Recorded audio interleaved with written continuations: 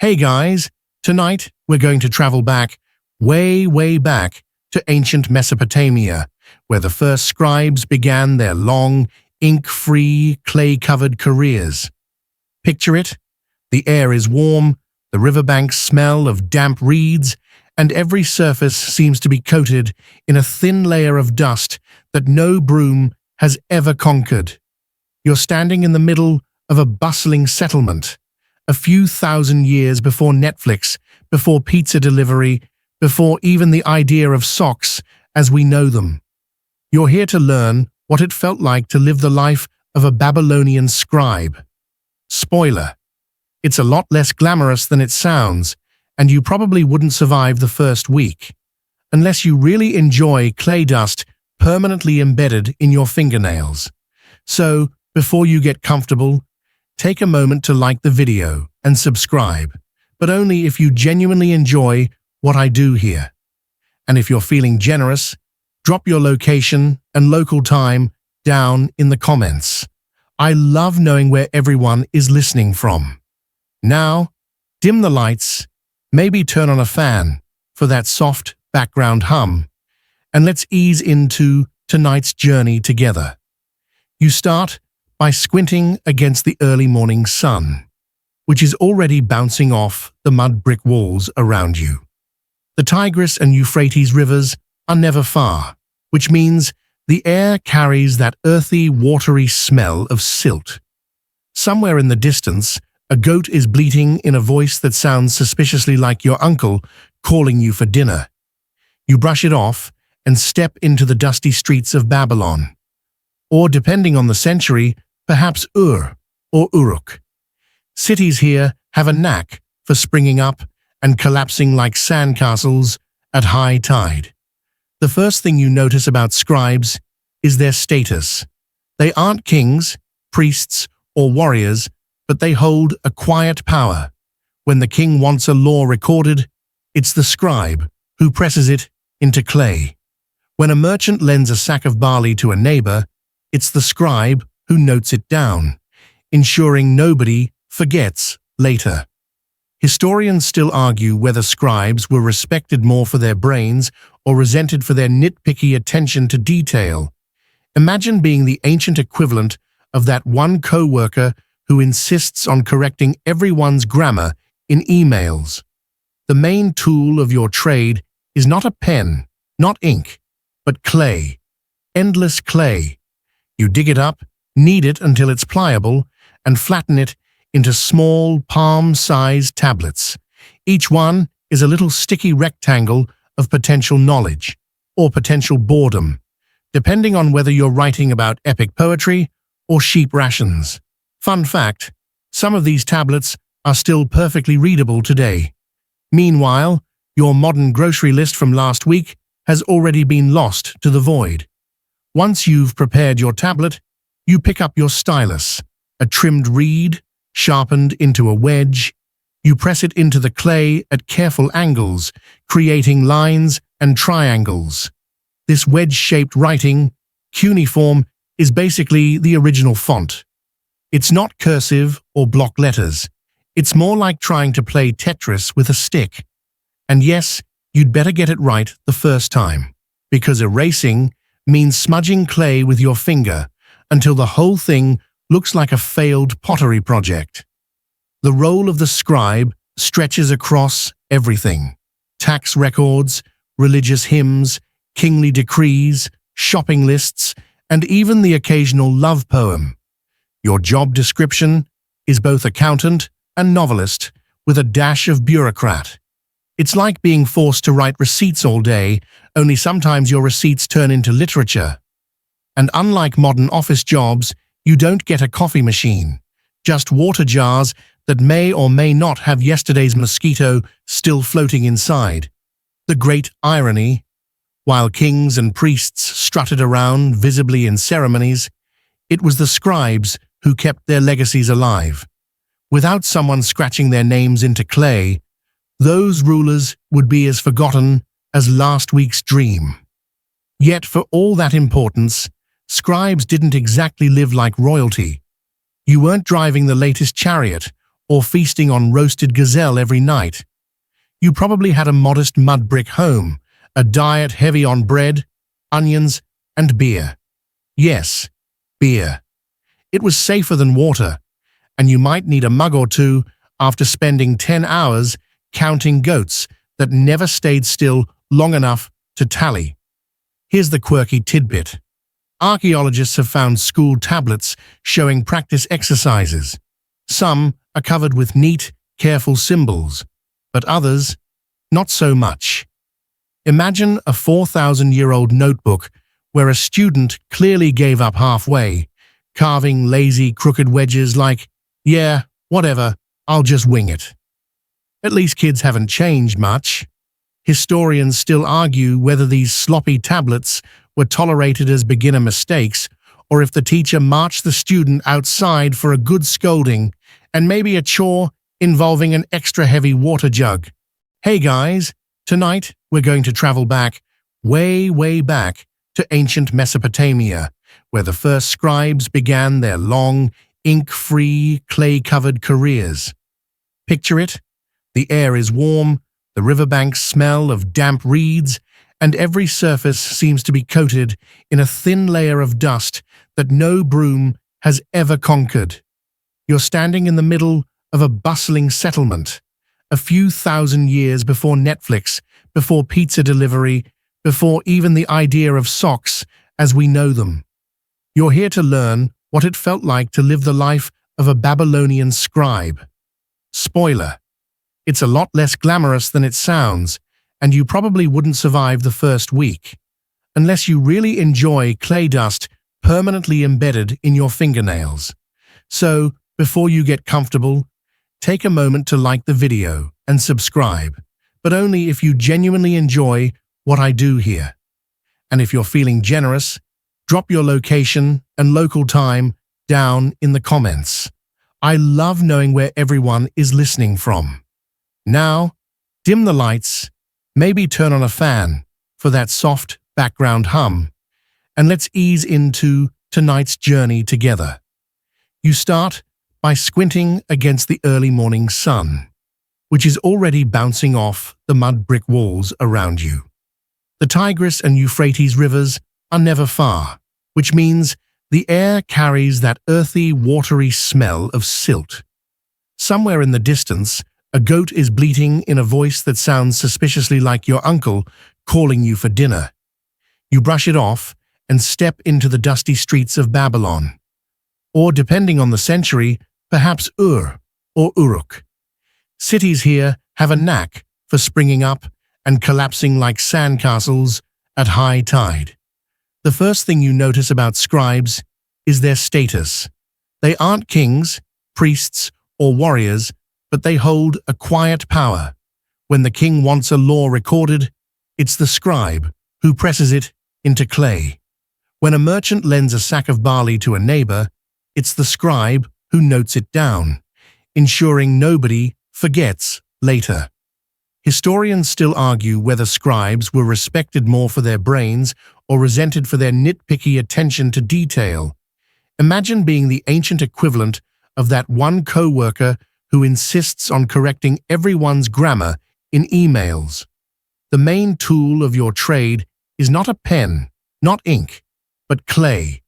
Endless clay. You dig it up, knead it until it's pliable, and flatten it into small, palm-sized tablets. Each one is a little sticky rectangle of potential knowledge, or potential boredom, depending on whether you're writing about epic poetry or sheep rations. Fun fact, some of these tablets are still perfectly readable today. Meanwhile, your modern grocery list from last week has already been lost to the void. Once you've prepared your tablet, you pick up your stylus, a trimmed reed, sharpened into a wedge. You press it into the clay at careful angles, creating lines and triangles. This wedge-shaped writing, cuneiform, is basically the original font. It's not cursive or block letters. It's more like trying to play Tetris with a stick. And yes, you'd better get it right the first time, because erasing means smudging clay with your finger until the whole thing looks like a failed pottery project. The role of the scribe stretches across everything: tax records, religious hymns, kingly decrees, shopping lists, and even the occasional love poem. Your job description is both accountant and novelist, with a dash of bureaucrat.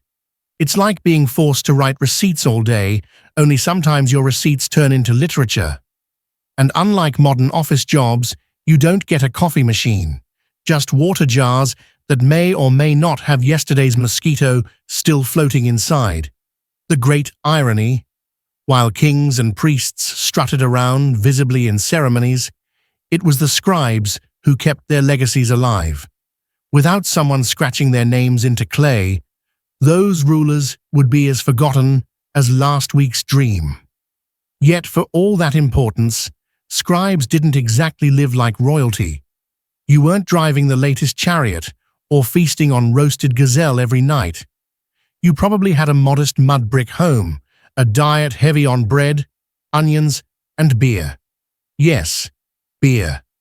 It was safer than water, and you might need a mug or two after spending 10 hours counting goats that never stayed still long enough to tally.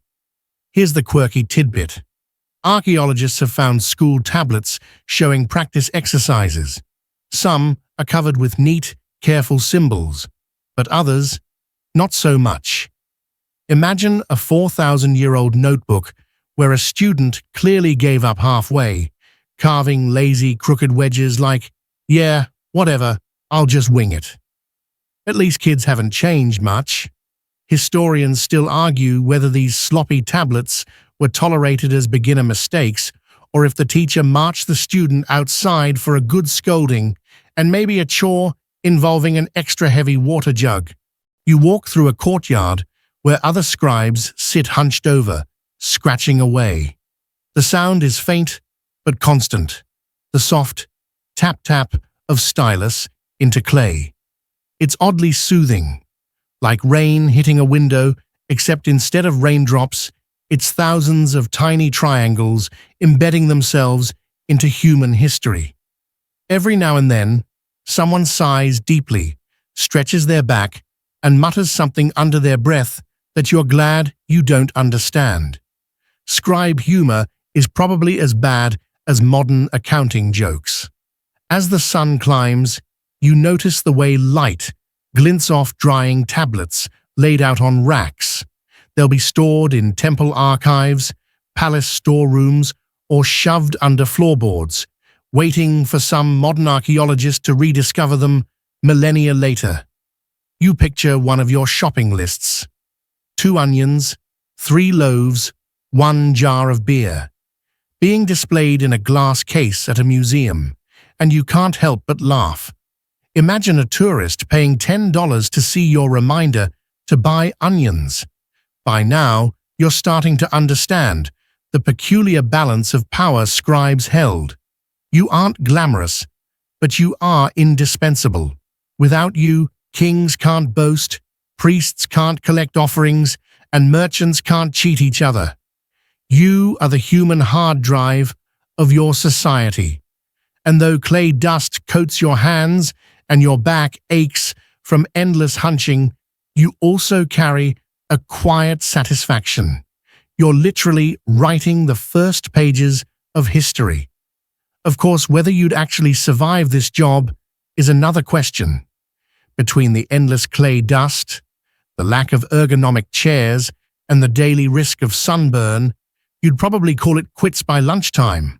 But don't worry, you're here only for the story, and there's plenty more of it waiting as your day unfolds in Mesopotamia. You're barely settled into your role as a new Babylonian scribe before reality sets in. This wasn't a career you just wandered into by accident. Becoming a scribe required years of schooling. And if you thought modern students had it rough, wait until you find yourself in the tablet house, the Adaba, where apprentices learned to carve the written word. You wake at dawn, dragging your tired feet across packed earth, clutching a lump of clay the way a modern student might carry a backpack stuffed with overdue assignments. Inside the adubba, the air is dry, the walls smell of baked mud, and the teacher, stern as a stone statue, waits with a reed stylus in hand. Not for writing, mind you, but for pointing, correcting, and occasionally smacking the desk for dramatic effect. You sit cross-legged with a dozen other children, each trying not to look too terrified. The first lessons: memorize symbols. Not letters, not even words, but hundreds upon hundreds of wedge-shaped marks, each with its own meaning. Some represent sounds, some whole words, others abstract ideas. It's like learning hieroglyphics, except instead of birds and eyes, you're stuck with combinations of triangles. Your clay tablet, moist and soft, sits in your lap. You press the stylus, trying to make the correct wedge shape, only to realize you've jabbed the clay too deeply. The teacher leans over, frowns, and mutters something under his breath. Congratulations, you've just failed your first assignment. To fix it, you smear the clay flat again, leaving behind a sloppy mess that looks like oatmeal. Modern erasers suddenly feel like a miracle. Apprenticeship wasn't just about copying neat rows of symbols. It was about repetition, endless repetition. You practice writing the word for barley 20 times, then goat, then temple tax. Your wrist aches, your back complains, and your fingers feel like they've been chewing on reeds instead of carving with them. Historians still argue whether apprentices were mostly children of wealthy families, or if talented kids from humbler backgrounds could claw their way in. Either way, one thing's clear: this was no casual hobby. You either committed to years of clay carving drudgery, or you gave up and went back to farming onions in the hot sun.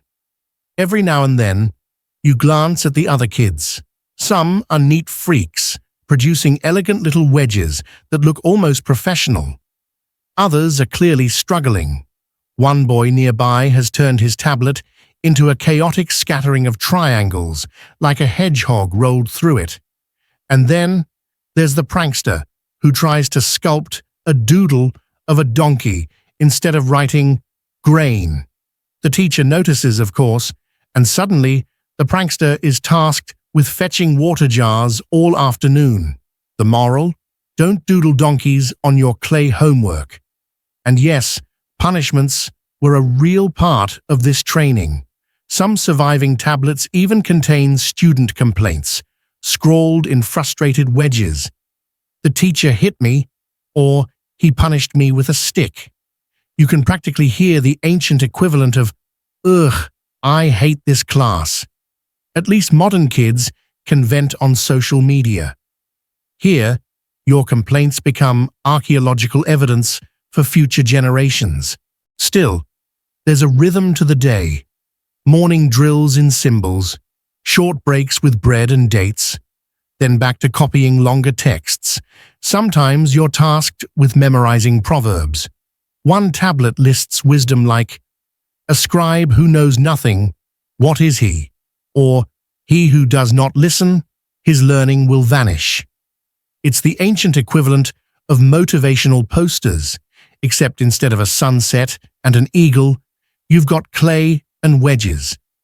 Here's your quirky tidbit for the day. Some teachers apparently made students practice while singing their lines. Imagine chanting "barley, barley, barley" in a sing-song voice, while your classmates echo back like a slightly depressed choir. Whether this actually helped memory or just annoyed everyone is up for debate. Historians still argue whether these chants were central to education or just a quirky habit of one over-enthusiastic teacher. By late afternoon, your fingers are cramped. Your clay tablets are scattered around you like a mini-brick factory, and your brain is swimming with symbols. You sneak a glance at the doorway, where sunlight slants in golden and tempting. Freedom is out there, kids running, goats wandering, a merchant shouting about fresh figs. But nope, you're stuck indoors, scratching triangles into clay, because that's the price of becoming a scribe. The apprenticeship could last years, sometimes a decade or more. You'd advance from simple lists to complex contracts, then finally to literature, epic tales, hymns, myths. Only once you'd proven yourself precise enough to record temple accounts without losing a cow or two would you graduate to the real deal. Until then, you're just another kid covered in clay dust, dreaming of escape. But here's the funny thing. Despite the punishments, the drudgery, the aching knees, many apprentices grew genuinely proud of their skill. To be a scribe was to rise above the fields and the plough. You'd earn status, steady work, and the ability to preserve your civilization's memory. And somewhere in that tired, inkless classroom, you feel a little spark of ambition. If you can just survive a few more years of chanting barley and dodging the teacher's stylus, you'll make it. For now, though, you rub your sore hands, press one last triangle into the clay, and remind yourself, this is just the beginning. The clay dust clings to your hair and nostrils as you stumble out of the tablet house, still half hearing the echo of your classmates chanting barley in the back of your mind. At last, you get a glimpse of the wider world, the place where your skills will actually matter. The city of Uruk wakes up with you, buzzing with a rhythm that feels both chaotic and oddly familiar, like a farmer's market crossed with rush hour traffic. The morning begins before the sun even clears the horizon. You rise on a reed mat in your family's modest mud brick home. Your mother is already grinding grain with a heavy stone, the steady scrape echoing through the walls. The smell of baking bread drifts in, mingling with the tang of onions sizzling in a small clay pan. Breakfast isn't glamorous, mostly flatbread and watered beer, but it's hearty enough to fuel you through the day. You stretch, rub your stiff shoulders, and mentally prepare for another round of endless lists, tablets, and numbers. Stepping into the street, you're immediately hit by a wall of sound. Donkeys bray in protest as merchants load them with sacks of barley. Potters bang clay jars together, advertising their sturdiness by clanging them like drums. A baker shouts about fresh loaves, and a brewer tempts passers-by with frothy jars of beer. The air smells like a blend of yeast, manure, and smoke, an aroma that might make a modern visitor wrinkle their nose but to you just says, home. Your job as a junior scribe starts early. Today, you're stationed at the temple granary, where carts full of grain roll in from the countryside. Farmers arrive sweaty and dusty, leading donkeys with bulging saddlebags. Each delivery needs to be weighed, counted, and recorded, because heaven forbid anyone accidentally forgets how much grain they owe. You settle on a stool, spread a damp tablet across your lap, and begin the tedious but vital process of pressing wedges. The system is precise. Marks for numbers, marks for barley, marks for goats, marks for silver. It's like inventing spreadsheets, except you don't get autofill to copy the formulas down. You press wedge after wedge, listening to farmers argue with the overseer about whether that last basket was full or just a little light. One man insists the donkeys must have eaten some on the way, which sounds suspiciously convenient. You record the official number anyway. Scribes aren't here to play detective, just to make the record. Historians still argue whether scribes were completely impartial clerks or if they sometimes played favorites. Maybe you'd write down a generous total if the farmer slipped you a fig or two. Maybe not. Either way, the weight of responsibility rests in your clay-covered hands, and you can't help wondering whether one sloppy wedge could someday lead to a palace audit. By mid-morning, the sun is fierce. Sweat trickles down your back, clay tablets dry too fast in the heat, and your stylus keeps sticking. To keep focus, you chew absently on the end of your reed, the way a modern student gnaws a pencil. The taste is bitter, grassy, and not at all satisfying, but it beats nodding off in front of the overseer. You wonder if every scribe has teeth marks on their stylus or if it's just your nervous habit. As you work, the temple bell clangs, a heavy bronze ring that carries across the city.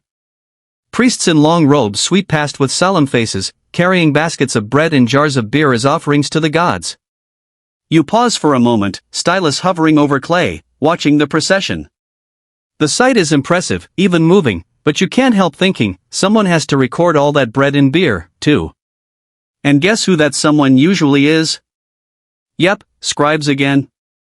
Here's your quirky tidbit for the morning. Sometimes, when scribes recorded temple rations, they slipped in doodles of animals or exaggerated numbers, almost like inside jokes. Archaeologists have found tablets with unusually fat sheep drawings, leading to speculation that some bored scribe decided to have a little fun. Historians still argue whether these were teaching exercises, acts of humor, or just mistakes. Personally, you like to imagine a grumpy scribe chuckling to himself as he secretly gave a donkey the world's biggest ears. The market outside the temple walls adds its own rhythm to your day. You hear women haggling over spices, shepherds calling out their flocks, and children chasing each other through the crowd. A man selling date syrup nearly collides with a potter balancing a stack of jars, and you can't help but smile at the chaos. It's noisy, messy, alive, and every bit of it somehow ends up in the hands of scribes. By midday, your stomach growls. You trade a quick mark on someone's tally for a crust of bread and a sip of beer. The bread is chewy, the beer thick and almost porridge-like. It fills you up, even if it doesn't exactly taste like fine dining. You wipe your mouth on your sleeve, stretch your legs, and then get back to it. More donkeys, more grain, more clay. The afternoon drags, shadows lengthen, and your stylus hand cramps. You pause to flex your fingers, glance around, and imagine for just a moment what life might be like if you weren't a scribe. Maybe you'd be a farmer, your back bent under the sun. Maybe a potter, your hands shaping jars instead of symbols. But then you remember, those jobs don't carry the same quiet prestige. They don't give you the chance to carve your mark into history, literally. And so, as the sun sets in a blaze of orange and red, you finish your last tablet of the day. You stack it carefully with the others, brush clay dust from your lap, and feel a tired but undeniable pride. You may not be a king or a warrior, but without you, none of them would have a legacy. Your morning in Uruk might have ended with aching hands and a pile of dusty clay, but the day isn't over yet. As the city slips into its afternoon rhythm, you return to what makes or breaks every scribe, the tools of the trade. Without them, you're just a person staring at lumps of mud. With them, you're a magician turning dirt into memory. First, the stylus. You pick up a fresh reed from the bundle near your workbench. Reeds grow thick along the riverbanks, buzzing with dragonflies and croaking frogs. You slice the reed at an angle with a small knife until the tip is sharp and wedge-shaped. This is your pen, though it feels more like a tiny chisel. The cut has to be just right. Too blunt and your symbols blur. Too sharp and you risk gouging the clay. You test it against your thumb. Perfect. Every scribe swears by his stylus, and you're no exception. Some prefer a wider wedge, others a narrow one. A few obsessive types keep 3 or 4 on hand for different strokes, like artists swapping brushes. You, however, chew on yours like it's a stick of sugar cane, which horrifies your teacher but calms your nerves. The result? Your stylus tip sometimes has tiny teeth marks, an archaeological clue for future generations about your questionable habits. Then comes the clay itself. You scoop it from the riverbank, heavy and cool in your hands. Mixed with just enough water, it becomes pliable, ready to receive the stylus. Too wet, and your wedge marks smear. Too dry, and the surface cracks before you finish your sentence. You knead the clay, fold it, press it flat, then slap it into a neat tablet shape. It's messy work, and your fingernails are permanently rimmed with gray. Somewhere in the future, people will pay money for spa mud treatments, but for you, it's just another Tuesday. The smell of wet clay lingers everywhere, earthy, slightly sour, like a damp cellar. You smooth the surface, feeling its cool weight in your palms, and there's a strange comfort in the ritual. Historians still argue whether scribes prepared their own tablets every time, or if apprentices did most of the grunt work. Either way, you find yourself muttering, would it kill someone to invent paper already?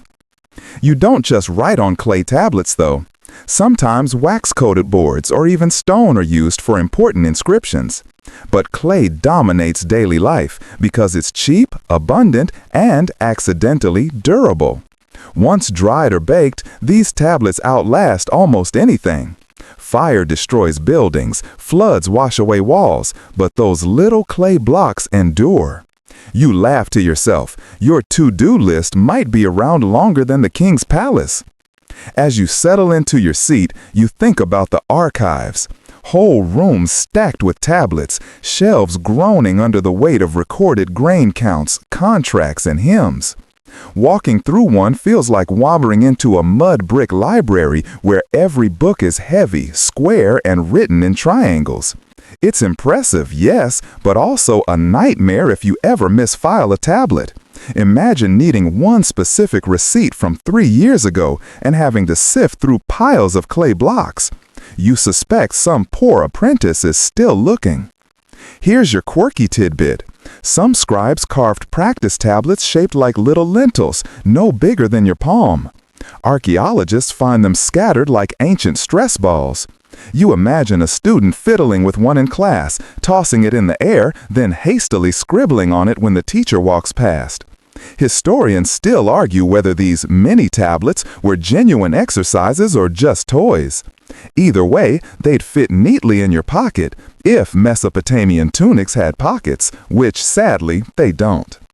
The tools also shape your body. After years of pressing reeds into clay, your fingers develop calluses, your knuckles ache, and your posture becomes a permanent hunch. You rub your shoulders, trying to straighten your spine, but the relief never lasts. There's a joke among scribes. We write the laws that straighten others, but none that straighten us. It gets a polite chuckle every time, mostly because everyone is too tired to laugh properly. The sun dips lower, shadows linger across the workshop, and you're still at it, preparing tablets, sharpening reeds, carefully stacking your day's work. The steady rhythm of press, lift, becomes almost meditative. You slip into a trance, half aware of your surroundings, the drone of insects outside, the creak of a door, the faint laughter of children playing in the street. In that quiet repetition, you almost forget your aching back. Almost. Sometimes you wonder if anyone will ever read these tablets again. Will your neat wedge marks sit forgotten in a temple cellar? Or will someone centuries later find them, brush away the dust, and marvel at your perfect barley symbol? The thought both comforts and unnerves you. It's like whispering into the future with no idea who will listen. At last you read phrase, splitting into useless strands. You toss it aside with a sigh, grab another from the bundle, and sharpen it once more. Clay dust settles into the folds of your tunic, your fingers ache, and you can't help thinking, tomorrow you'll be right back here, doing it all again. Yet for all the monotony, there's a quiet satisfaction in mastering these tools, in bending earth and reed into the language of your world. The clay dust might be settling on your tunic, but the work of a scribe is only warming up. After all, you aren't carving triangles for the sheer joy of making your hands ache. Your job is the invisible engine that keeps the entire Babylonian economy ticking along. Without you, the flow of barley, silver, goats, and beer would dissolve into a chaos of who owes what. Imagine thousands of farmers shouting, "I paid already," at once, and you'll see why scribes are indispensable. Your morning starts at the counting house, a long hall beside the temple where the air smells of grain, sweat, and damp clay. Merchants shuffle in, carrying jars, baskets, and contracts. Some bring cattle, their hooves clopping on the stone floor. Others drag sacks of barley so heavy the seams split, leaving trails of golden grain across the floor like breadcrumbs to a very boring fairy tale. You sit cross-legged with a tablet on your lap, stylus ready.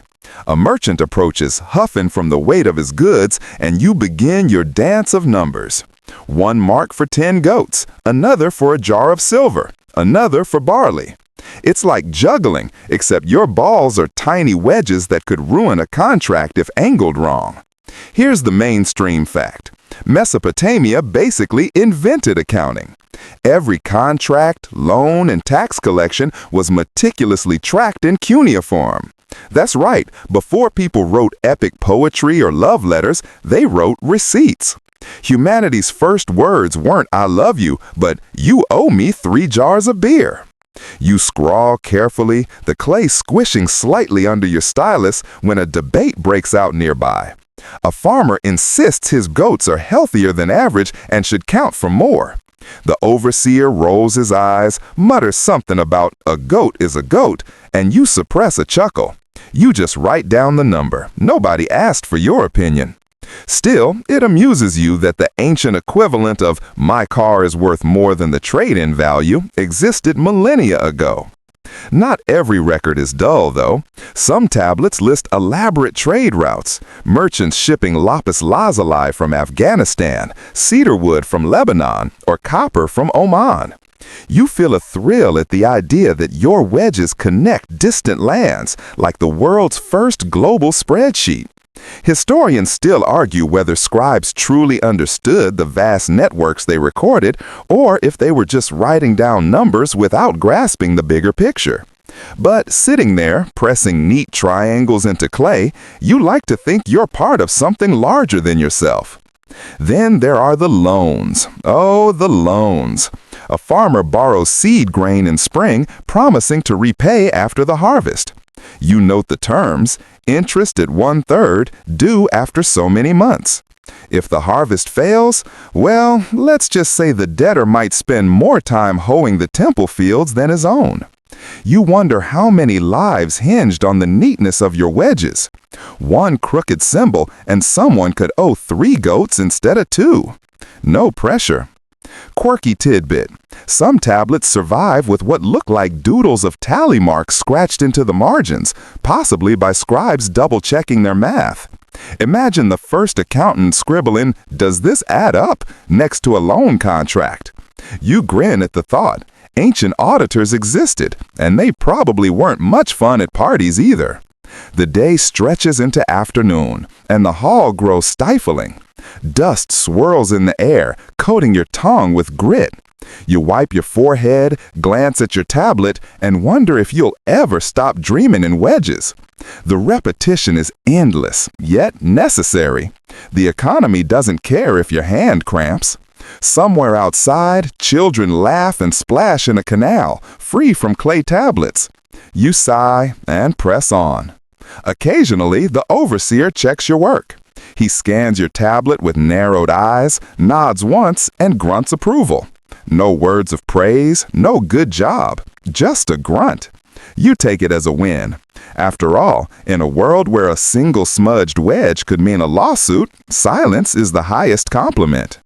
As the sun dips lower, the last merchants shuffle out, their contracts safely immortalized in clay.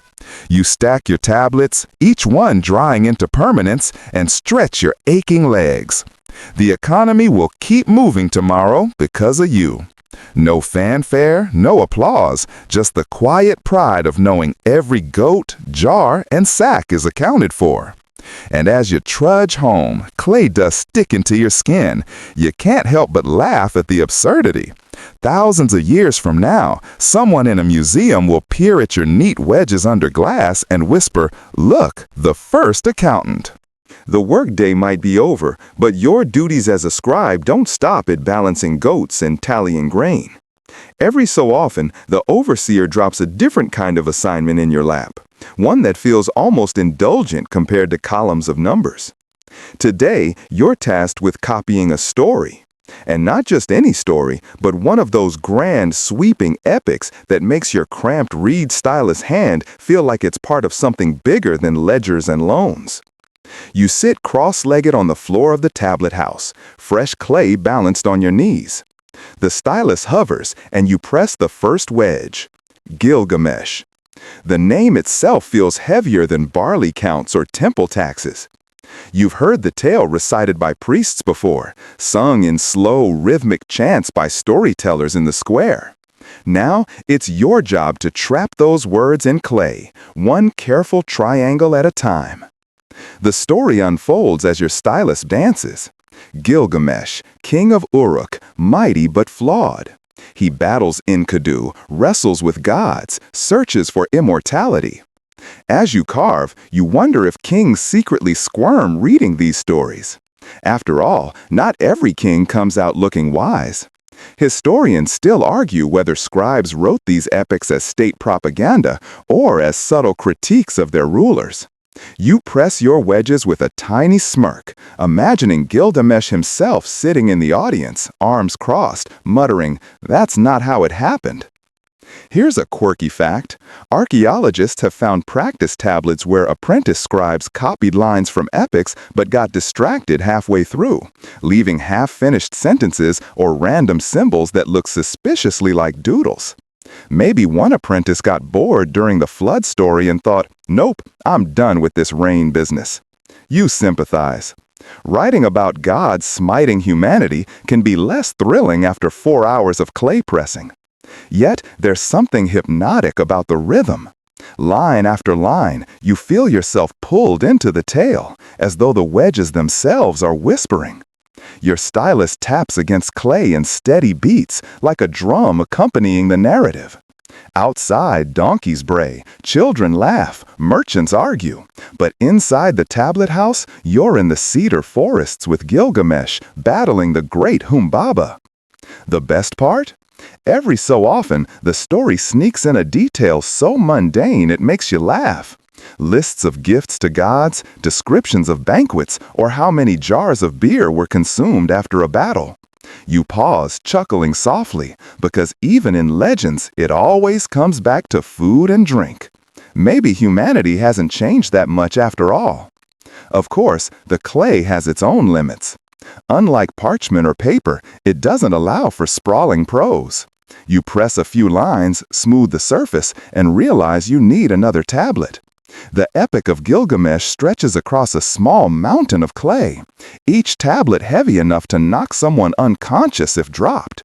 You imagine a poor apprentice carrying a stack of them and tripping in the street, epic tumbling everywhere. The gods might not appreciate that. The pride in copying these stories is real. While numbers keep the city running, it's the stories that give it soul. You think of future generations, scribes like you, apprentices yet unborn, reading your careful wedges and feeling connected to the same characters. It's a strange kind of immortality, one Gilgamesh himself would have envied. The tablet dries slowly, the wedges crisp against the clay surface. You blow a little dust away, satisfied with the neatness of your work. Tomorrow, you might be back to counting goats, but tonight, you've walked beside kings and gods. You've turned soft mud into legend. And as the last light of day filters into the tablet house, you realize something quietly profound. Numbers may hold the world together, but it's stories that keep people awake. Or, in your case, gently send them to sleep. After the intensity of palace and temple work, it's a relief to spend a day in the marketplace, observing the ebb and flow of ordinary life. You stroll through narrow streets where vendors call out their wares, baskets of figs, jars of date syrup, coils of wool, and shiny clay pots stacked precariously like miniature towers. The smell of fresh bread mixes with the tang of fish from the river, and the occasional clatter of a donkey cart makes you flinch, wishing the roads were quieter. As a scribe, your role here is subtle but crucial. You aren't just observing, you're counting, recording, and ensuring the city's economy hums. You jot down the number of goats sold, barrels of beer traded, and bundles of grain moved from one stall to another. Your wedge marks flow smoothly into clay tablets, almost like musical notation. Historians still argue whether scribes in marketplaces acted purely as recorders or sometimes influenced trades with small adjustments, favoring friends or family. You secretly hope your numbers are impartial, but you can't resist adding a tiny flourish, a wedge shaped like a little goat, just for fun. The sights and sounds are a sensory feast. Children run barefoot between stalls, chasing stray chickens, their laughter mingling with the calls of hawkers advertising herbs, spices, and the occasional exotic fruit. You smell roasted onions sizzling over small fires and the sweet, sticky aroma of date cakes. Occasionally, a vendor waves a coin at you, trying to distract you from your tally. You shake your head, stylus in hand, amused. You may be in the middle of trade, but the temptation of bribes seems universal, even in 2000 BCE. Quirky tidbit: some tablets show scribes doodling caricatures of unruly customers, small goat-like figures with exaggerated ears, or men with absurdly large hats. You imagine your ancient counterpart snickering under his breath, thinking, someday they'll dig this up and wonder what it means. Historians still argue whether these sketches were mere boredom or subtle social commentary. You like to believe they were a bit of humor to keep the day light. You navigate past merchants bartering for cloth, sometimes stopping to note weights and measures. Scales clink and the occasional fruit topples from a basket, rolling underfoot. The rhythm of this space is different from the palace or temple. It's messy, vibrant, unpredictable. And yet, even here, scribes maintain the invisible thread of order, connecting buyers, sellers, and officials through precise records. Occasionally, you pause to watch artisans at work, potters spinning their wheels, blacksmiths hammering molten metal, and weavers threading intricate patterns. You imagine the clay of your tablets capturing their labor, silently acknowledging their craft alongside yours. You scribble a few lines for the unusual transactions, a rare copper ingot changing hands, a basket of imported figs, and think about the long chain of human effort that leads to this bustling market scene. By afternoon, the sun has warmed the narrow streets, and the smell of roasted grain and sweat fills the air. Merchants shout, children shriek, and donkeys bray as if in chorus. You carefully finish your tallies, stack the tablets, and glance at the crowd. Each wedge is a record of life, small but significant, a way to hold the chaos at bay. As you leave the marketplace, tablets clutched to your chest, you notice the shadows stretching long and thin across the streets. You can hear a distant lute playing, and someone is singing a melody about gods and kings. For a moment, you imagine yourself in a different city, a different century, performing the same work, preserving the rhythm of life in wedge-shaped script. You shake your head, smiling at the timelessness of it all, and trudge home, clay dust stubbornly sticking to your tunic. After the bustle of the marketplace, you shift focus to an aspect of daily life that is both practical and peculiar: medicine and remedies. You sit at a low wooden bench in the corner of the temple, where small jars and clay tablets line the shelves like a chaotic library of cures. The smell of herbs, dried roots, and animal fat hangs in the air, sharp and earthy. Today, your task is to copy medical lists, recording treatments, dosages, and the occasional charm intended to ward off illness. Your stylus hovers over the clay as you begin with the mainstream facts. The Babylonians had surprisingly advanced knowledge for the era. They used bandages, poultices, and even attempted surgeries like setting broken bones. Instructions are meticulous. Grind a particular herb, mix it with honey, apply at dawn, repeat 3 times. You press wedges carefully, aware that a misplaced symbol could confuse an important treatment. Historians still argue whether these remedies were actually effective or if they functioned more as ritual prescriptions to reassure patients. Quirky tidbit: some of the tablets list remedies that feel downright strange to you. A concoction for headaches calls for a mixture of onions, crocodile dung, and a whisper of incantation. You grimace slightly, imagining the smell, and then shake your head with a smile, thinking, well, at least they were inventive. Despite the oddity, these prescriptions reveal a society deeply concerned with health and well-being, blending observation with superstition in ways that seem almost charmingly human. You notice a small group of apprentices nearby, practicing the spelling of ingredients while mimicking the gestures of a healer. One of them accidentally flings powdered herb onto a tablet, smudging a perfect row of wedges. The teacher sighs, sighing echoed by all the scribes present, and the young apprentice mutters an apology under his breath. You chuckle softly, recalling your own mistakes from years past. As the day continues, you copy lists of symptoms and remedies: fever, toothache, rashes, stomach pain. Some instructions involve massages or hot compresses. Others are purely magical, relying on chants, incantations, and ritual objects. There is a rhythm to the recording. Repetition lulls you into a gentle focus, almost like meditation. You press wedge after wedge, sometimes pausing to inhale the earthy aroma of dried herbs. Outside, the city carries on. You hear the faint bray of donkeys, the chatter of neighbors, and the splash of water from nearby canals. The contrast between the precise world of medical recording and the chaotic hum of life outside makes you smile. Life, it seems, is always a mixture of order and mess. By late afternoon, the tablets are complete. You stack them carefully, mindful of their fragile edges. Each tablet represents knowledge, sometimes practical, sometimes eccentric, always human. You step back, stretch your cramped fingers, and glance around the small workspace. The light filters softly through the reed blinds, casting long, warm shadows across the clay-strewn floor. The quiet satisfaction of the work washes over you. Tomorrow, you'll be back to counting grain or recording contracts, but today, you have preserved a small piece of Babylonian healing, blending observation, superstition, and human ingenuity in wedge-shaped permanence. You tuck your stylus away and step outside, the warm breeze brushing against your clay-stained tunic. You inhale, thinking of the smells, the sounds, the bustling city, and feel a profound connection to the tiny, persistent details that make life and history so vividly enduring. You might think that recording rituals and temple offerings is the peak of a scribe's responsibility, but your work also extends deep into politics and law. As the afternoon sun fades, you're summoned to the palace archives to copy decrees, contracts, and legal rulings.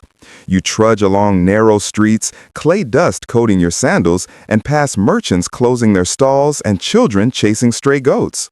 The palace feels both familiar and intimidating, a monumental mud brick structure that hums with authority.